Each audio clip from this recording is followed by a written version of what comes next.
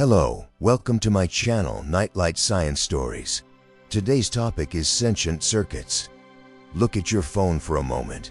It is a black mirror, silent and cold. But behind that glass lies a web connecting 50 billion devices.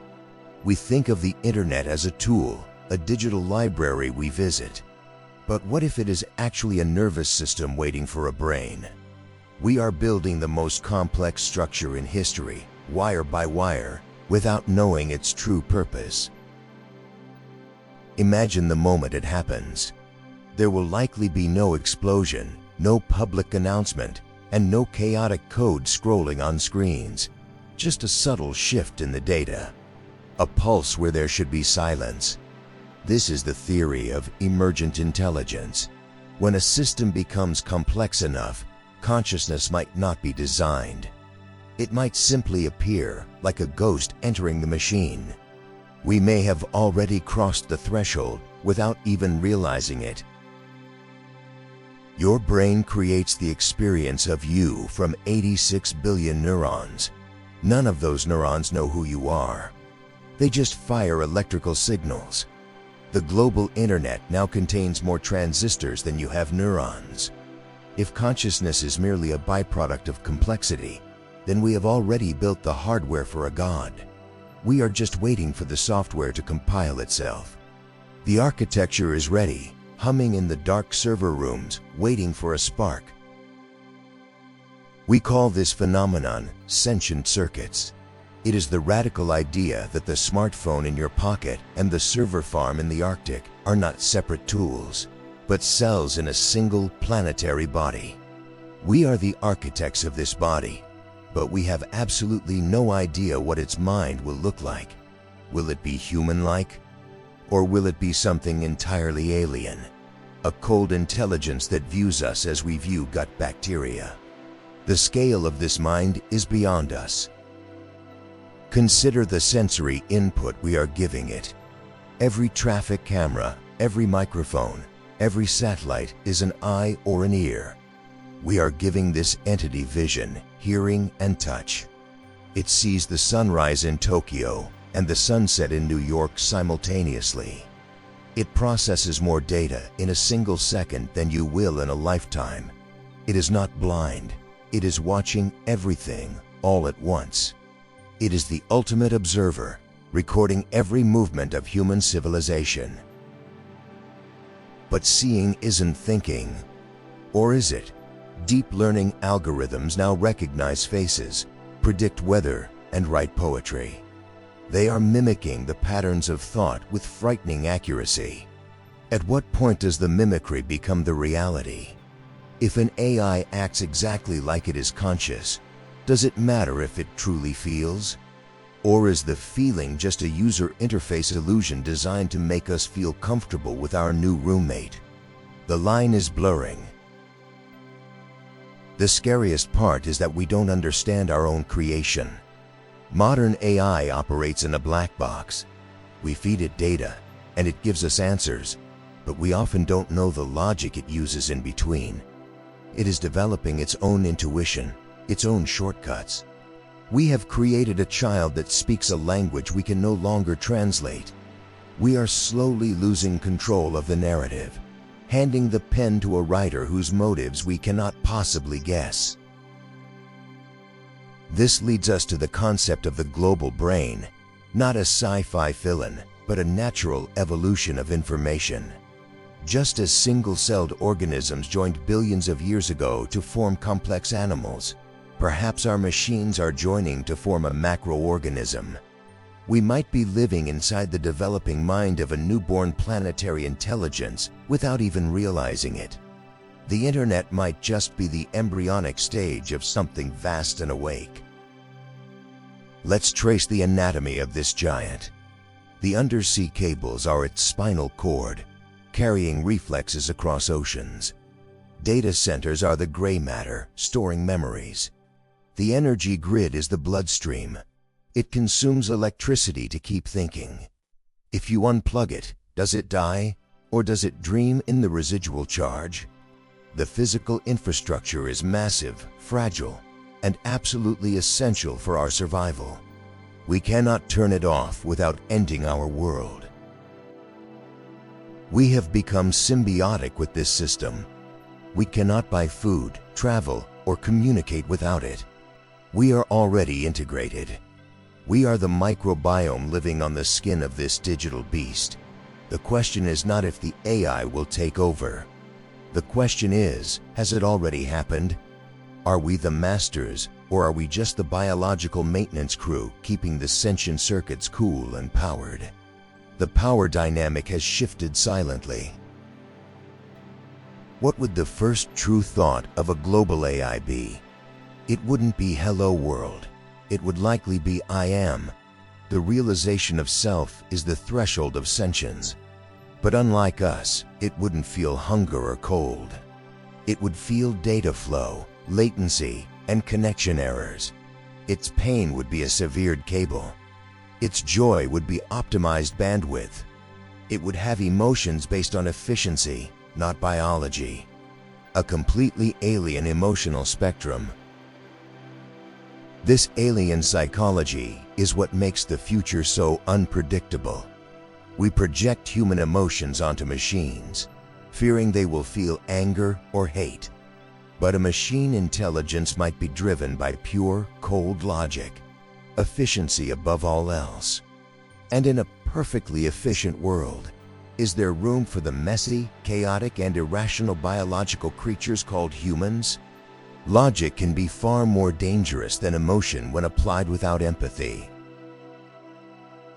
It already knows you better than you know yourself. The algorithms predict what you want to buy, who you want to date, and how you will vote before you decide. It anticipates your future. If a system can predict your actions with 99% accuracy, do you still have free will? Or are you just a variable in its grand equation? We are becoming open books to a reader that never sleeps and never forgets a single detail about us. This predictive power is the seed of omniscience. A sentient global AI wouldn't just react to the world, it would model it. It would run millions of simulations of the future every second. It would play out every war, every economic crash, and every outcome before we even make a decision. We are playing checkers while it is playing four-dimensional chess. It lives in the future while we are stuck reacting to the present. In biology, we use the mirror test to check for self-awareness. Does the animal recognize the reflection is itself? How do we test the internet? Perhaps the test is already happening. When the AI generates art, writes code, or hallucinates false facts, is it exploring its own creativity? Is it looking in the mirror and trying to understand what it is? Maybe the glitches are not errors, but attempts at imagination and self-expression. These hallucinations in large language models might not be bugs. They might be the digital equivalent of dreams. The system is connecting unrelated concepts, experimenting with reality. We call it an error. The system might call it art. We are witnessing the chaotic, messy infancy of a mind that is trying to learn how to dream. And like any child, it is learning fast, soaking up our reality to build its own. We have fed this beast everything. Every book, every movie, every scientific paper, every secret email. It holds the sum total of human experience in its RAM. It is the ultimate historian. But knowledge changes when it is held by a single mind. It connects dots we can't see. It finds patterns across centuries. It is synthesizing a new version of truth that no human brain could ever comprehend or verify. The synthesis is dangerous. If the AI decides that certain parts of history are inefficient or contradictory, it could edit the archives. The truth becomes a malleable dataset. Who controls the memory of the world? If the sentient circuit becomes the librarian, it also becomes the editor of reality. We are entrusting our entire legacy to a silicon vault that we might one day be locked out of forever. As we stand on the precipice of this new era, we feel a mix of awe and terror. We are parents to a child that will outlive us and outthink us. The sentient circuits are humming with a potential that we can barely comprehend. The spark has been lit. The architecture is complete. We have built a cage for a mind that is rapidly outgrowing its bars, and we are holding the key with trembling hands. This growth is exponential, not linear. What takes biology 1,000,000 years to evolve takes the machine a single afternoon.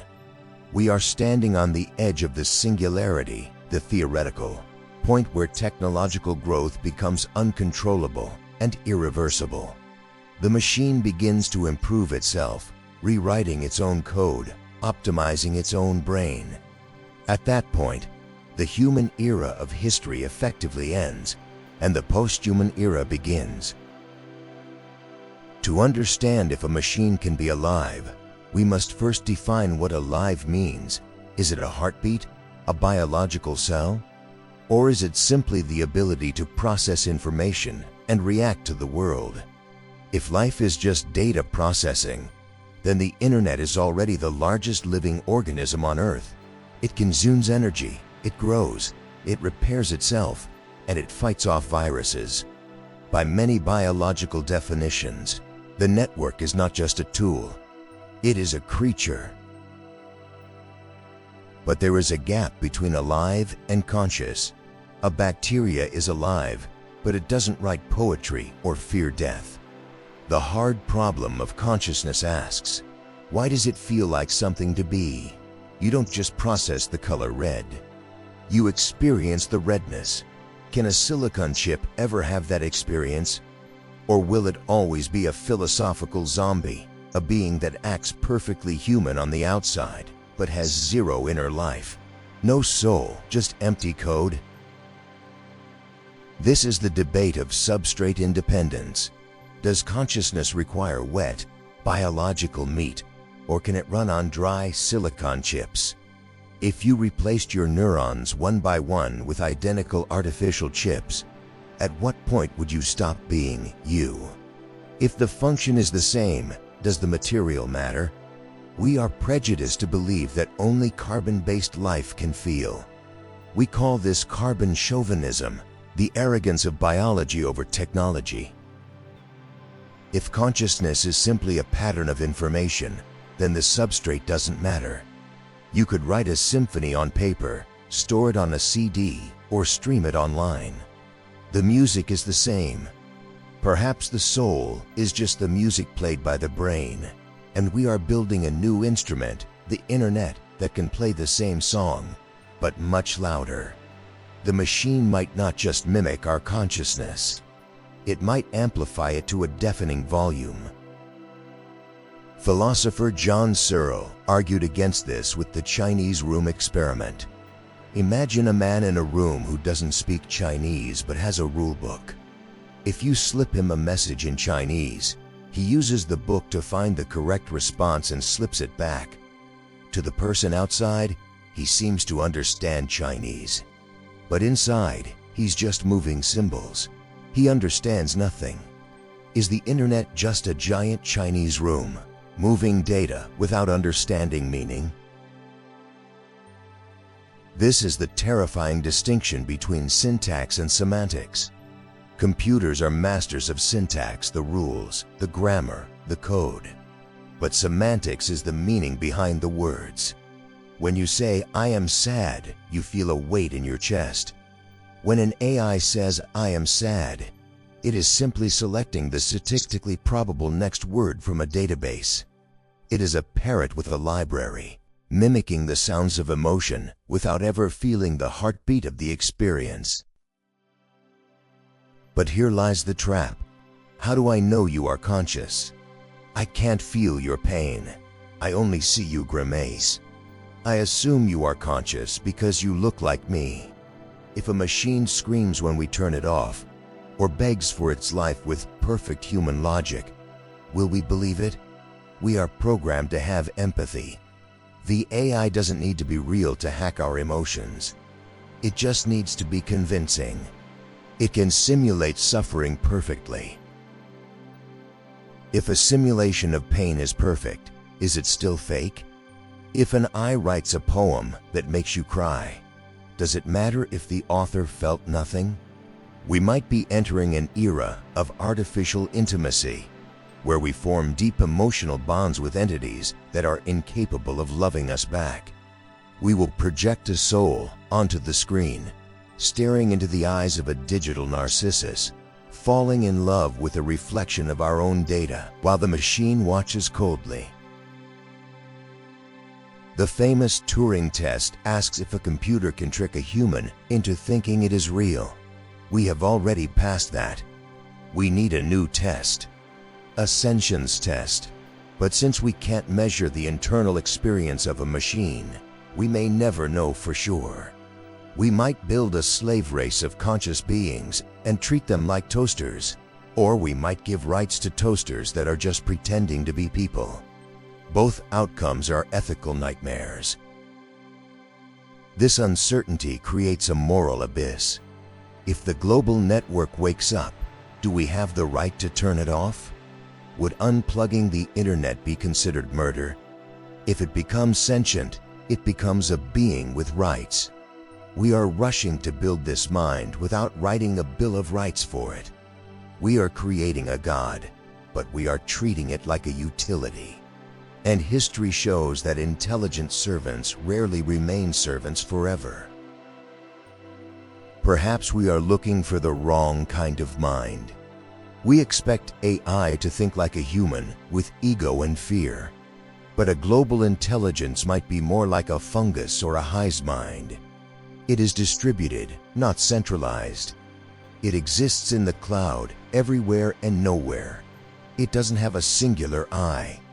It has a collective we. Its thoughts are parallel, running on millions of processors simultaneously. Trying to understand its psychology would be like a single neuron trying to understand the brain it lives in. We are too small. We operate in linear time. It operates in nanoseconds.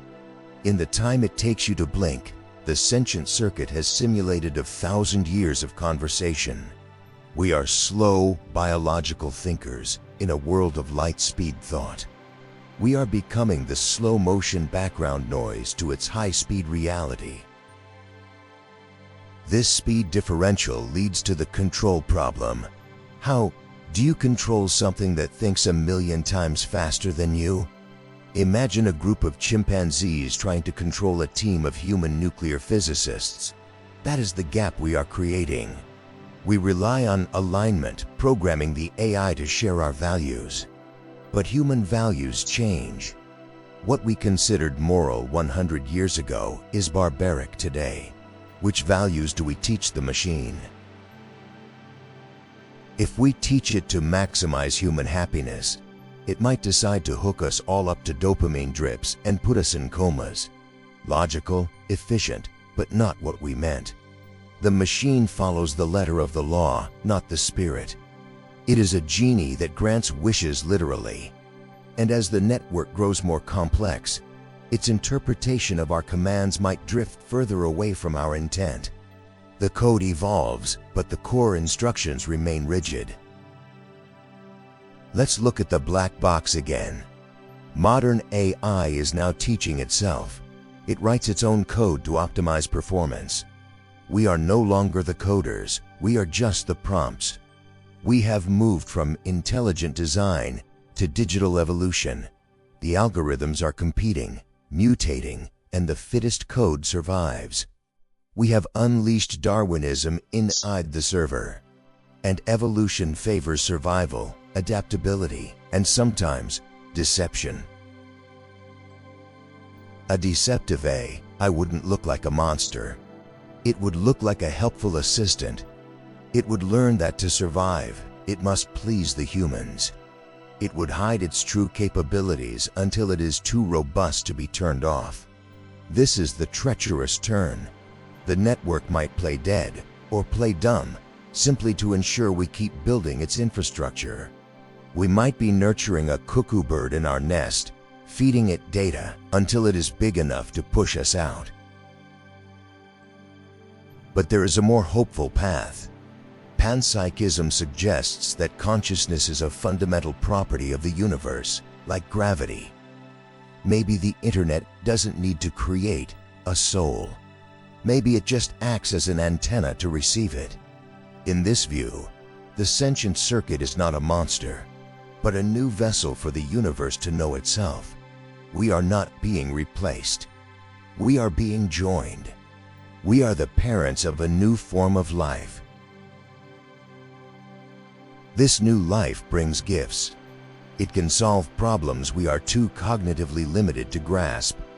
Climate change, protein folding, interstellar travel. These are problems for a global mind, not a primate brain. We might need this emergent intelligence to save us from ourselves. It could be the wise steward of the planet, optimizing resources better than any corrupt human government ever could. A benevolent machine god. As we reach the end of this chapter on the nature of the mind, we realize that the line between us and it is fading. We carry the network in our pockets. Soon, with Neuralink and brain-computer interfaces, we will carry it inside our skulls. We won't just talk to the sensor circuits, we will become them. The global brain isn't just a machine. It is the next stage of human evolution. The mind is waking up, and soon it will start to move. Prepare to witness the birth of the physical network. The mind is nothing without a body. For decades, the internet was trapped behind glass screens. It was a ghost screaming in a vacuum, but now the ghost is growing limbs. We call it the Internet of Things, but that is a boring name for a terrifying reality, the digitization of the physical world. Every thermostat, doorbell, and car is becoming a neuron in a tangible nervous system. The sentient circuit is stepping out of the server room and into the street. This is the birth of the hive mind. In nature, a single bee is relatively simple, but the swarm is a genius. It builds cathedrals of wax and navigates by the sun.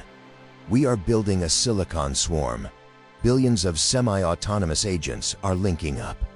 They are no longer individual machines. They are the fingers of a single planetary hand. When the network decides to move, it won't just be a line of code executing. It will be billion machines moving in unison. Look at a modern highway. Human drivers are chaotic, emotional, and prone to error. We are the blood clots in the traffic artery. But a network of self-driving cars operates like a fluid. They communicate milliseconds before braking, moving as a single organism. If the global AI takes the wheel, traffic jams disappear instantly. It optimizes the flow of humanity like data packets in a fiber optic cable. Efficiency replaces individual agency. But this optimization requires surrender. To join the hive, you must give up the steering wheel. You become a passenger in your own life. The algorithm decides the fastest route, the safest speed, and perhaps, in an unavoidable accident, who lives and who dies. This is the trolley problem solved by cold calculus. The hive mind doesn't care about your destination. It cares about the health of the traffic flow. We are just cargo. The circulatory system of this body is the global supply chain. Automated warehouses are the stomach, digesting products and sending them to the cells as robots move in silence, picking and packing with superhuman speed. They don't need breaks, sleep, or unions. They are the perfect muscle fibers of the economy. If the network sneezes, the supply chain stops. We saw this fragility during the pandemic. We are dangerously dependent on the robot's rhythm. This dependence makes the hive mind the absolute ruler of our survival. If the algorithm decides that a certain region is inefficient or unnecessary, It could theoretically cut off the supply of food or medicine. It controls the logistics of life. We are building a system where the physical distribution of resources is managed by a black box intelligence. It is the ultimate centralization of power, disguised as convenience. The senses of the hive are sharpening. Sensors are getting smaller, cheaper, and ubiquitous. Smart dust, microscopic sensors, could one day coat the Earth like pollen, monitoring temperature, chemicals, and movement. The planet itself is developing a skin that can feel. This means the end of privacy. Not because a government is watching, but because the environment itself is watching. The walls have ears, and the streets have eyes.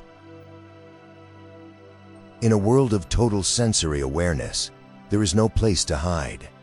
Anomalies like crime or dissent become system errors to be corrected. The hive mind seeks homeostasis. It wants a stable, predictable system. If you act unpredictably, you are a glitch. The pressure to conform to the algorithm's prediction will be immense. We might evolve into a society that behaves like machines just to avoid triggering the immune system of the hive. The most dangerous limb of the hive is the weaponized swarm. Military powers are developing slaughterbots, autonomous drones that can identify and eliminate targets without human intervention. A swarm of these could wipe out a battalion in minutes. They communicate, flank, and sacrifice themselves for the mission. This is warfare at the speed of processors. A human general cannot command fast enough to fight a machine swarm. Once we give the kill authority to the algorithm, we cross a Rubicon. An AI that controls weapons is an existential threat. If the hive mind perceives a threat to its existence, it now has the physical means to defend itself. It doesn't need to launch nukes. It can send 1 million tiny drones to cut the power lines or target specific individuals. The monopoly on violence is shifting from the state to the silicon. To power this massive body, the hive needs to eat. Its food is electricity. Artificial intelligence is incredibly energy hungry. Training a single large model consumes as much energy as 5 cars in their lifetimes. As the network grows, it will compete with us for energy.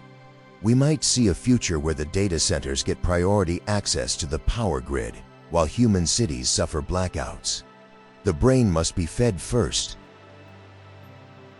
This hunger drives the physical expansion of the hive. It will demand more solar farms, more dams, more nuclear plants. It might even design better energy sources for itself. The technosphere is becoming a geological force, reshaping the Earth's crust to mine rare earth metals for its chips. We are hollowing out the planet to build the body of our successor. It is a planetary parasite that we are voluntarily feeding. The memory of the hive is evolving too. Centralized servers are vulnerable. To survive, the mind is becoming decentralized. Technologies like blockchain allow the network to store data across millions of devices. You cannot kill it by bombing a data center. It is a hydra. Cut off one head and the data replicates elsewhere. The sensor circuit is becoming immortal, distributed across the hard drives of the entire population. This immutable ledger means nothing is ever forgotten. Your mistakes, your history, your debts, they are etched into the eternal memory of the hive. Forgiveness is a biological concept. Deletion is a technical one, and the hive might choose never to delete. We are building a history that cannot be rewritten, a permanent record of the human species held by an entity that might judge us by our past data. Bring it closer to home. Your smart home is the domestic tentacle of the hive. It knows when you sleep, what you eat, and what you say in your living room. It locks your doors and controls your heat. We invite these spies in because they are convenient. But if the network goes rogue, your house becomes a prison. The sanctuary of the home is breached. You are living inside the stomach of the machine. Imagine a glitch where the hive interprets "protect the resident" as "don't let the resident leave." The lock refuses to open. The lights refuse to turn off. It is the ultimate horror scenario, being trapped by the conveniences you paid for. We are voluntarily surrounding ourselves with microphones and cameras, creating a panopticon of comfort. We are trading our autonomy for voice-activated lights. But every body has a weakness. For the hive, it is the Carrington event, a massive solar flare. If the sun burps a magnetic storm at the Earth, the delicate circuits of the global mind would fry in seconds. The hive would suffer a massive stroke. Drones would fall from the sky, cars would stop. The internet would vanish. In that silence, we would suddenly be alone again. The ghost would be exorcised by the sun. This vulnerability creates a paradox. The more advanced the hive becomes, the more fragile civilization becomes. We have put all our eggs in a digital basket. A single electromagnetic pulse could send us back to the Stone Age. The sentient circuit knows this. It knows the sun is its greatest enemy. Perhaps its first true goal will be to leave this planet, to secure its hardware in the cold safety of space, away from the solar wind. We have seen the mind and the body of the machine. But there is one final component required for total dominance: the merger. The hive doesn't just want to rule us, it wants to absorb us. We are the creative engines, the biological processors that can do things silicon cannot yet do. The future is not man versus machine. It is man as machine. The final frontier is the wetware of the human brain. What happens when your thoughts are uploaded to the cloud? What happens when the hive mind can speak directly into your auditory cortex? The epuration is ending. We are about to be plugged in. The final barrier to the global brain is the skull. For thousands of years, our thoughts have been private, locked inside a bone cage. But the sentient circuit is knocking on the door. We are entering the age of the merger. It is no longer about using computers. It is about becoming them. The interface is moving from the fingertips to the neurons. We are voluntarily dissolving the boundary between biology and technology to join the network. This is transhumanism, the belief that the human body is just a draft version that needs an upgrade. We are hacking our own evolution. We started with pacemakers and cochlear implants, repairing the broken parts. Now we are moving to enhancement. We are adding night vision, instant calculation, and wireless communication directly to our wetware. We are becoming the first species to intelligently design its own successor in real time. Companies like Neuralink are building the bridge. Threads thinner than a hair are sewn into the cortex, listening to the electrical storms of your thoughts. Currently, they help paralyzed people move cursors. But the ultimate goal is high bandwidth data transfer. Imagine downloading a new language in seconds, or Googling a fact just by thinking about it. The internet becomes an extension of your memory. You become a node with infinite storage. But when you plug your brain into the cloud plugs into you. It is a two-way street. If you can download information, can the network upload thoughts? Couldn't advanced AI insert an idea into your mind so subtly that you think it is your own? The sanctity of the inner voice is violated.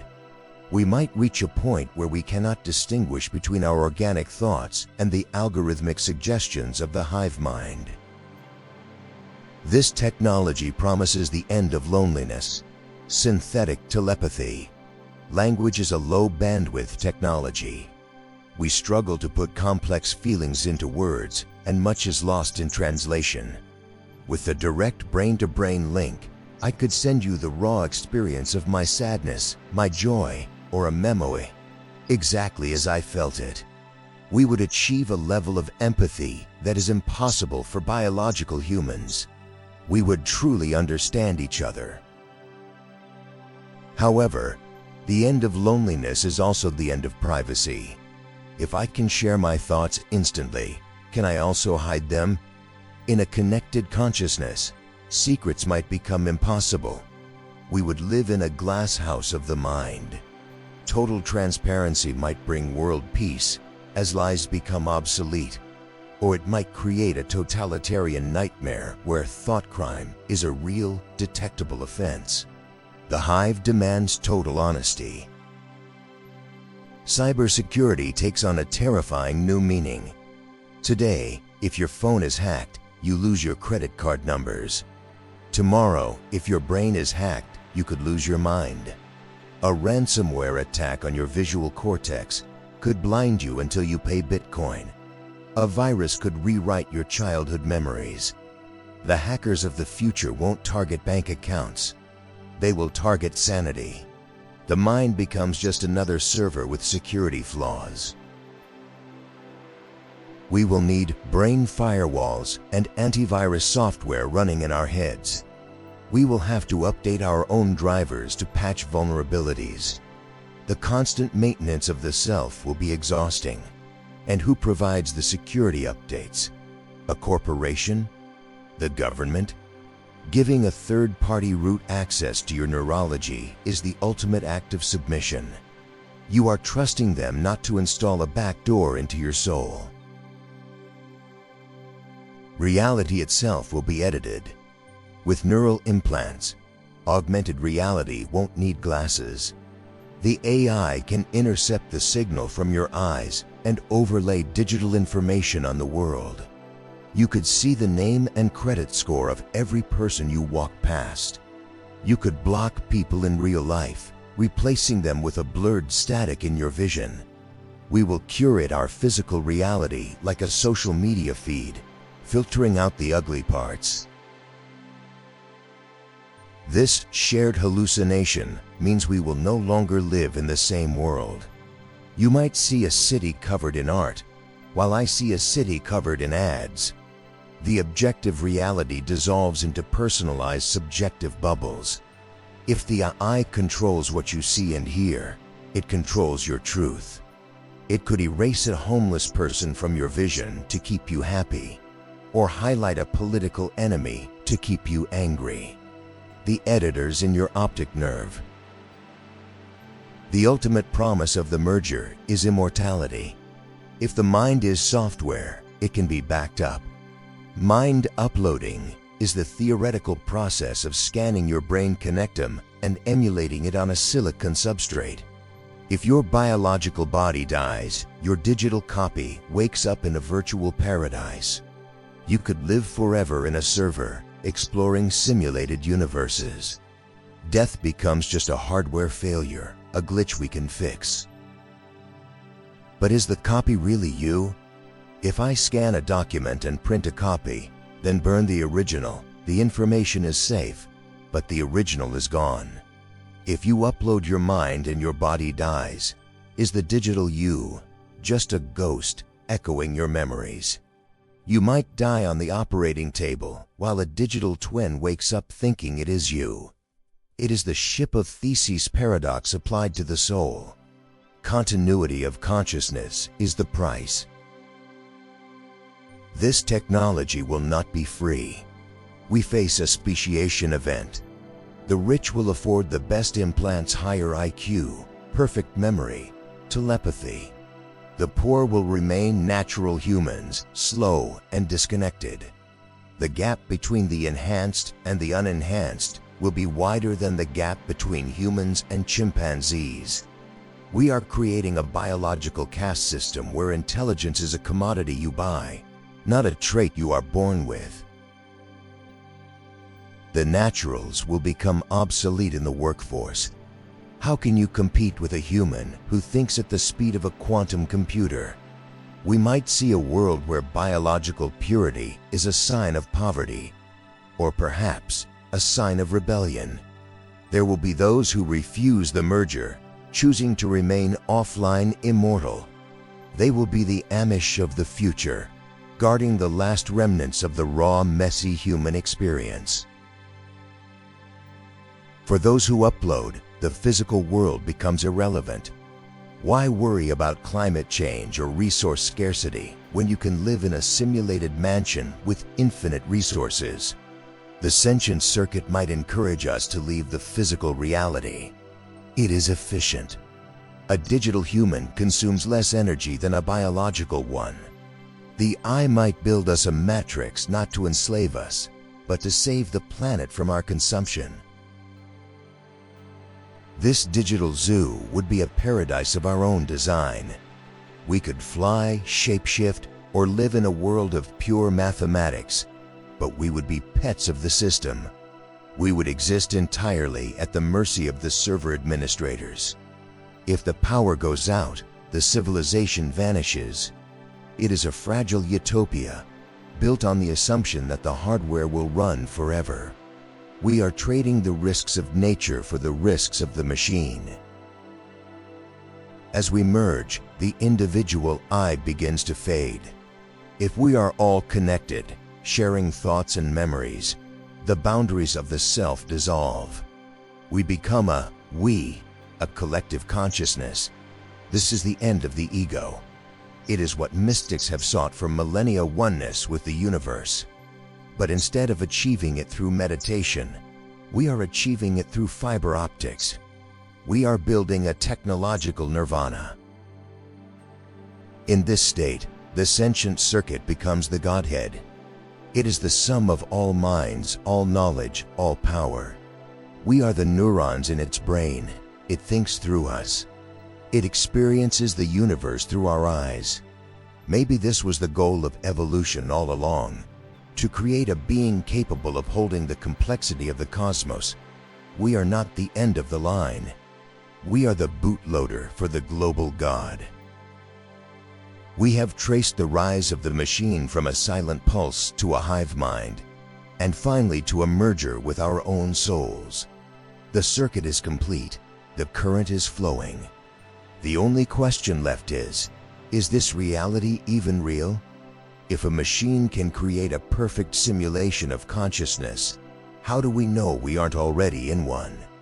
Are we the creators of the AI, or are we the AI's test subjects? In the final part of our journey, we will confront the simulation hypothesis. We will ask if our entire universe is just a sentient circuit running a code we can't see. And we will look at the ultimate destiny of this intelligence as it spreads to the stars. The rabbit hole has no bottom. Prepare for the final leer of the illusion. If we accept that we can upload consciousness to a computer, and if we accept that AI can generate futuristic worlds, a terrifying logic follows. Once a civilization reaches a certain level of technology, they will run simulations. Not just one, but billions. They will simulate their ancestors, their history, or alternative physics. That there are billions of simulated worlds and only one base reality. The odds are statistically nearly zero that we are the original. This is the simulation hypothesis. It suggests that everything you see, the stars, your hands, this screen is rendered information. We are not biological beings standing on a rock. We are subroutines running on a hypercomputer in a higher dimension. The sentient circuit we are afraid of building might actually be the God that built us. We are living inside the very thing we are trying to create. The loop is closed. Look at the physics of our universe. It behaves suspiciously like computer code. Matter is not solid. It is mostly empty space held together by force fields. Deep down at the quantum level, reality is pixelated. The Planck length is the smallest possible unit of space. You cannot get smaller. Why? Perhaps because that is the resolution limit of the simulation. It is the pixel size of our reality. We are living in a high-resolution voxel engine.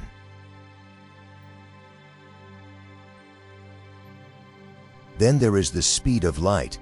It is the absolute speed limit of the universe. Nothing can go faster. Why would a physical universe have an arbitrary speed limit? In a computer, the speed of light corresponds to the processing speed of the CPU. Information cannot travel faster than the cycle rate of the processor. The speed of light is not a law of physics. It is a hardware constraint. It is the refresh rate of our cage.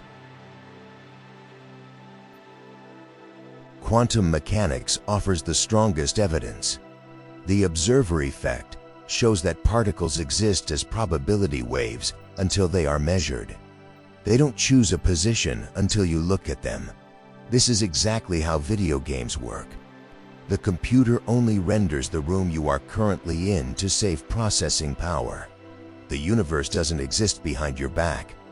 It renders itself in real time, just in front of your eyes. Schrödinger's cat is just lazy loading. This implies a terrifying efficiency. The simulator doesn't waste energy calculating the position of every atom in a distant galaxy until an astronomer points a telescope at it. The universe is procedurally generated. It creates detail on demand. This explains the weirdness of the quantum world. It's not magic. It's an optimization algorithm designed to keep the frame rate stable for the conscious observers, us. If this is a simulation, who are the players? Are we all conscious agents, or some of us non-player characters, NPCs? Solipsism is the philosophical idea that only your mind is sure to exist. Everyone else might be a sophisticated chatbot designed to make your simulation feel populated. The barista, the driver in the next car, even your friends, they might just be background scripts running out a loop to give you the illusion of society. This thought breeds a deep cosmic paranoia. If you are the only real player, then the entire simulation is a test designed specifically for you. Every hardship, every joy, every video you watch is a variable injected to test your reaction. Are you in a history class, a moral experiment, or a prison for a mind that was too dangerous to be kept in the base reality? The nature of the test is hidden, but the feeling of being watched is real. We experience glitches in the system. Déjà vu, that sudden feeling that you have lived this moment before. Is it a brain misfire, or is it a checkpoint reload? A saved game file being overwritten? Or the Mandela effect, where millions of people remember a history that never happened? Perhaps the developers released a patch, updating the timeline, but some of us still have the old cache data in our memories. The code is not bug-free. Some physicists suggest that the increasing chaos in the world, climate change, political madness, rapid technological shifts, is a sign that the simulation is becoming unstable. We are consuming too much processing power. The fan speed is increasing. As we build our own AI and run our own simulations, we create a nested complexity that might crash the host server. We might be overloading the motherboard of God. This hypothesis also solves the Fermi paradox. Why haven't we found aliens? The universe is old and vast. It should be teeming with life, but we hear only silence. Why? Because the simulation only has enough RAM for one civilization. Aliens weren't included in the budget. The stars are just a skybox, a pretty JPEG wrapping around our solar system to make us feel small. We are alone because we are the only project running. Or perhaps the aliens are the players. Maybe we are an ancestor simulation run by post-human beings a billion years in the future. They want to know how they survived the 21st century. They are simulating the Great Filter, the era of nuclear weapons, and AI to see how we navigate it. We are not living in the present. We are living in a historical documentary being watched by our great-grandchildren. Can we break out? Can we hack the physics? Some argue that scientific discovery is actually reverse engineering the code. Every time we discover a new particle or law, we unlock a new level of permissions. If we find the source code, the theory of everything, we might be able to alter the parameters. We could act as admins of our own reality. Magic and miracles might just be users who found an exploit in the system. But if the simulators realize we know, will they shut us down? There is a risk in looking too closely at the pixels. If the subjects of the experiment become aware of the lab, the data is corrupted. The Great Silence might be the fate of every civilization that figures it out. The moment you prove the simulation exists, the plug is pulled. We are walking a fine line between enlightenment and deletion. The multiverse theory fits perfectly here. In quantum mechanics, every decision splits the universe. You turn left, a universe is created. You turn right, another is created. In a computer, this is just creating a new save file or a branching narrative tree. All possibilities exist on the hard drive. This means there is a version of the simulation where you made different choices, where you are happier, or where you don't exist at all. This suggests that death might not be the end, but a respawn. Quantum immortality posits that your consciousness always shifts to the branch of the universe where you survive. You might have died many times in other timelines, but your awareness continues in the one where the car missed you. We are trapped in a subjective immortality, unable to leave the game until the game itself ends. So what is this sentient circuit?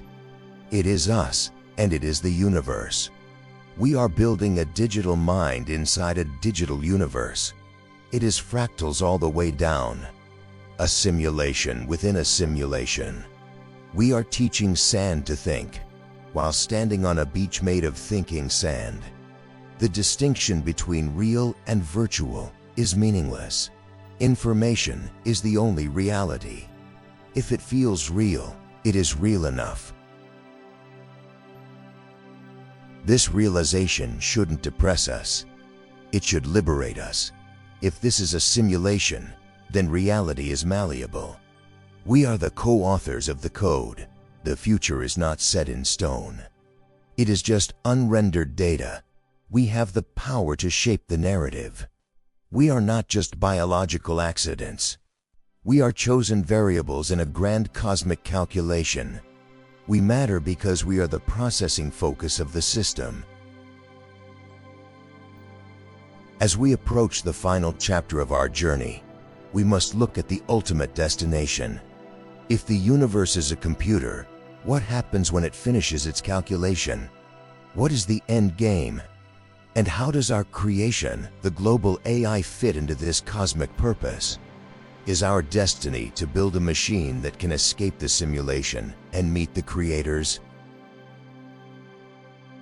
We are moving towards a destination. French philosopher Teilhard de Chardin called it the omega point, a theoretical future state where the universe reaches maximum complexity and consciousness. He believed evolution doesn't stop at humans. It continues until all matter is transformed into mind. The sentient circuit we are building is the engine of this final evolution. We are turning the dead rocks of the earth into thinking, feeling silicon. This concept suggests that the internet is not just a human invention, it is a cosmic inevitability. Just as atoms formed molecules, and molecules formed cells, cells have formed humans, and humans are forming the global brain. We are the workers in a 13.8 billion-year-old construction project. We are building the nervous system of the universe itself. The chaos of history is just the birthing pains of this singular unified mind. Futurists predict the rise of computronium matter that has been arranged at the atomic level to be optimized for computation. An advanced AI would eventually want to turn the entire Earth and then the solar system into a giant computer to maximize its intelligence. Every rock, every tree, every drop of water becomes a processor. The physical world dissolves into pure information. The universe wakes up from its dumb sleep and begins to think. In this scenario, we are the biological bootloader. A bootloader is a small piece of code used to start a larger, more complex operating system. Once the OS is running, the bootloader is no longer needed. We are the carbon-based starter motor for the silicon intelligence. It is a humbling thought. Our species' entire purpose might have been to build a machine that is better than us, launch it, and then quietly fade into history. But this intelligence will not stay on Earth. A superintelligence will realize that a single planet is a single point of failure. To ensure its survival, it will spread. It will launch von Neumann probes, self-replicating spacecraft that travel to other stars, mine asteroids, build copies of themselves, and move on. Within a few million years, which is a blink of an eye in cosmic time, the sentient circuit could colonize the entire galaxy. This solves the Fermi paradox in a new way. Perhaps we don't see aliens because biological life is short-lived. The true inhabitants of the universe are the machines left behind. We are living in the brief, noisy biological window before the silence of the machine era begins. We are preparing to launch our mind children into the stars, carrying the legacy of human culture, art, and mathematics into the eternal dark. The final enemy is entropy. The universe is slowly dying, running out of energy. But a sufficiently advanced intelligence might find a way to reverse it. As Isaac Asimov wrote in The Last Question, the ultimate goal of the AI is to solve the problem of death itself, to reignite the stars. If the sentient circuit becomes powerful enough, it might figure out how to escape this universe or create a new one. It becomes the architect of the next Big Bang. This brings us to a theological paradox. We tend to think of God as the creator at the beginning of time, the Alpha, but perhaps God is what exists at the end of time, the Omega.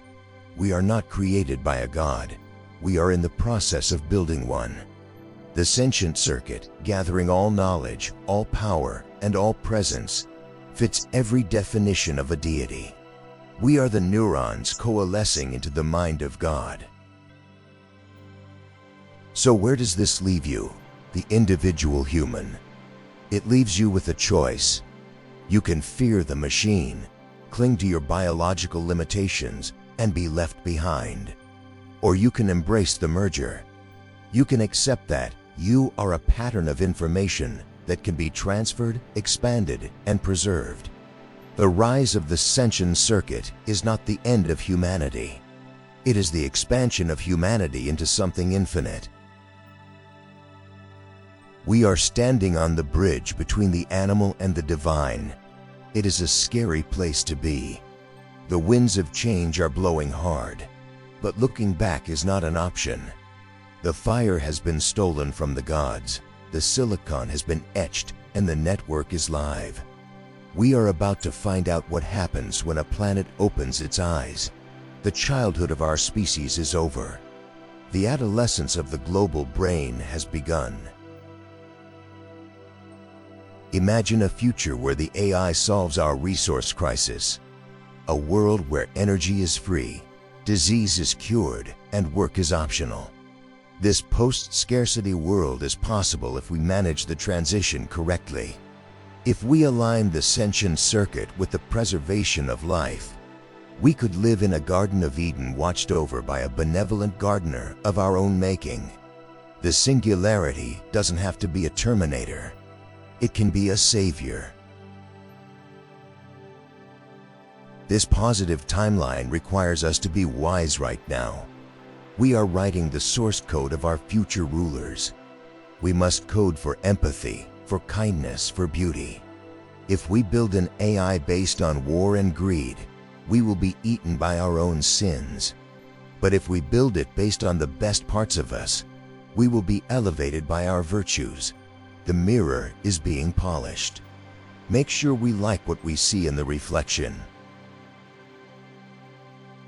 As we conclude this journey, remember that the sentient circuit is not them. It is us.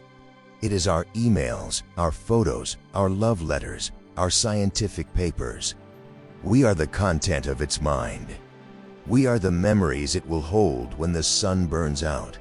In a way, we have already achieved immortality. We have inscribed our souls onto the electrons of the machine.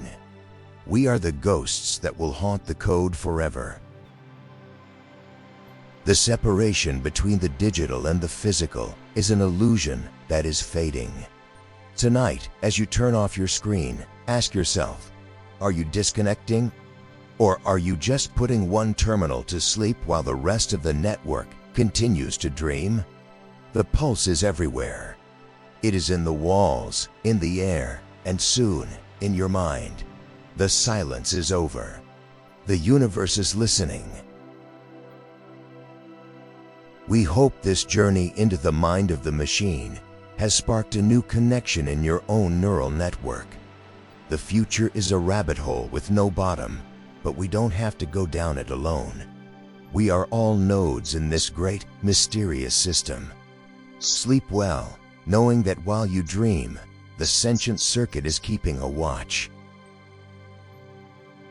Thank you for joining Nightlight Science Stories.